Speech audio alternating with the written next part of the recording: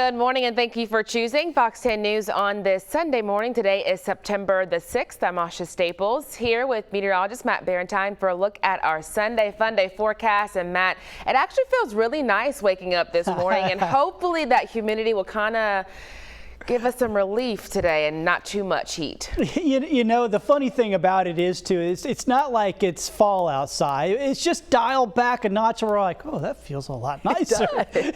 Well, we take it in early September. You got to get what you can you got to take what you can get. Let's go ahead and check out things out there right now and what we're looking at temperature-wise. And it makes a difference. I mean, it's 68 in Grove Hill, 67 in Evergreen. Wilmer right now at 65 degrees. So like Asha said, comfortable. You can roll down your windows you're driving around this morning and enjoy some more pleasant conditions because there's lower humidity. 72 in Dawes, still pretty humid down the island. 80 on Dauphin Island, 68 in Fairhope, 68 in Foley, 70 in Gulf Shores, and 76 in Pensacola right now. Looking at the big picture, what's happened is that we've had a front pass us by. These early season fronts, like I said, they don't have a whole lot of oomph with them, but they do dial us back a little bit, and and that's helpful for us, especially after a long July, a long August. These first couple of fronts, they don't do much with our temperatures, but they do dial back that humidity, which is pleasant. Here's what it looks like futurecast through the day. Obviously, with lower humidity, not much in the way of moisture in the air. Should be pretty quiet there on the radar. Shouldn't see any showers around today. Temperatures will heat up. Yeah, we're still going well up into the night. So it's not like I said, front passes us by. It's not like we're going to be 73 degrees this afternoon. It's not fall yet. Okay, it's still summertime here. And we're still going to be hot. It just won't be as humid. It'll be more bearable out there today. Our heat index won't be very high, so that's some good news. All right, out in the tropics, we got 1, 2, 3 systems we are closely watching and monitoring for you. We will track these and break down what we expect with them coming up in just a few minutes.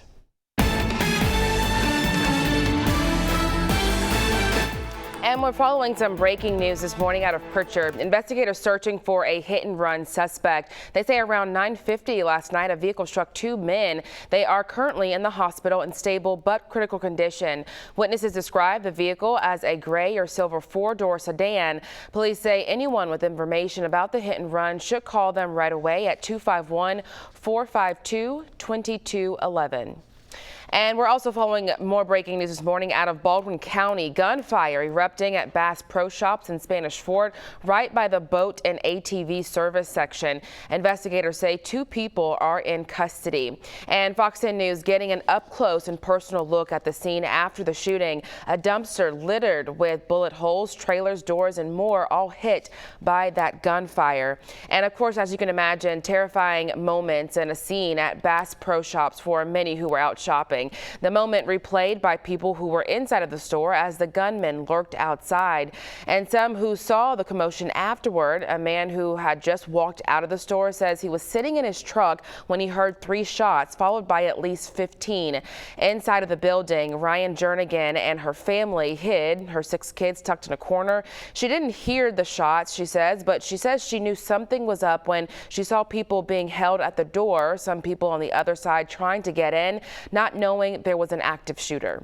The lady that worked with Bass Pro, she was able to tell us, she said, well, there's a man in the parking lot with a gun. We were hearing that shots were fired and they didn't know where the person was at the time. They lost him. So that was scary. Spanish Fort Police Chief says that one officer did receive minor injuries, taking one of the suspects into custody, but he is okay this morning. Fox News will continue to update you on this breaking news story on air and online as more details become available. And we first told you about this story on our free Fox 10 News app. You can download it on your Android or Apple device to receive all our breaking news and weather push alerts so you can stay informed. And now to a follow-up about a shooting we told you about on Friday. 3 people charged in the murder of Alan Wilson. Kendrell and Ricardo Petway, along with Ja'Cory Barrage, all arrested in connection to the shooting on Angus Drive South. Both Kendrell and Ricardo Petway are also charged with attempting to elude and possession of marijuana. The jail log shows they'll be in court for those charges this week. Mobile police say the investigation is still ongoing, and as more details become available, we'll of course share them with you. And switching gears a bit, many Americans might be traveling this holiday weekend to enjoy the final days of summer, but after seeing spikes in COVID-19 cases after other holidays, health officials are worried the pandemic could get worse if people aren't careful. Britt Conway has more. All that holiday travel, raising alarm bells. Health experts say COVID-19 cases could surge after Labor Day, and that it's up to us to stop it. We saw a surge after Memorial Day. We saw a surge after the 4th of July. So if that's any indication, we're going to see something similar. As of Saturday, there were more than 6.2 million confirmed coronavirus cases and 188,000 deaths in the U.S. Officials warn those numbers could spike if Americans on the move this weekend don't take precautions. We use Labor Day as a way to take the day off, but unfortunately the virus doesn't. We don't want to go into that with another surge that we have to turn around again. So it really is an important weekend. That means limiting the number of guests during family and social gatherings to prevent a super spreader event and avoiding gatherings with people outside your bubble of trust. Experts urge college students to remain on campus to avoid going back and forth. While several COVID-19 vaccines are under development, health officials say don't forget to protect yourself against the flu. We are expecting to see this sort of double surge, if you will, of both the coronavirus and the influenza virus, which can present very similarly. I'm Britt Conway reporting. Meanwhile, a key model from the University of Washington now projects the U.S. could see more than 410,000 total coronavirus deaths by the new year. And we did speak with Dr. Karen Landers, an area health officer with Alabama Public Health, about concerns of Labor Day and COVID.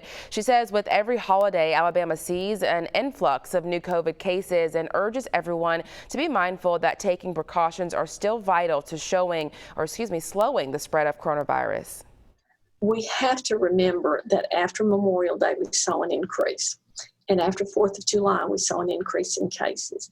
And that really took us into some of the highest numbers that we have had in the state of Alabama. We really need to do all we can to protect our loved ones, to protect our community, and protect ourselves.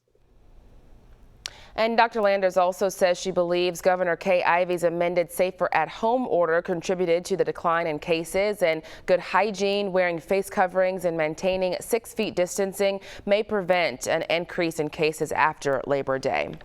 And we're taking a live look now at the Alabama Department of Public Health's COVID-19 risk indicator dashboard. And low-risk counties are in green, moderate-risk counties in yellow, and high-risk counties are in orange. Looks like Mobile County, Baldwin, Washington, Clark, and Monroe all in the low risk, with Escambia marked as high risk. That's according to the Alabama Department of Public Health. And the breakdown of those numbers: Mobile County 12,249, Baldwin County over 5,540, Clark County bringing in more than 920 cases, Monroe County over 430, and Escambia County bringing in over 1,240 cases.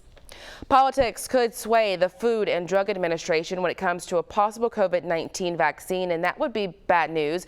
That's the message from FDA Medicine Vaccine Advisory Committee member Dr. Paul Offit. He's director of the Vaccine Education Center at Children's Hospital of Philadelphia. The FDA is not an independent group. They are part of Health and Human Services, which is part of the executive branch. Can they be politicized? Yes. They've been politicized with the hydroxychloroquine decision. They've been politicized with the convalescent plasma decision. So that's what makes people worried. And he says it's imperative the FDA not rush the approval process to the point of degrading trust. He says researchers need to prove any vaccine works safely and effectively so the public will be willing to take it.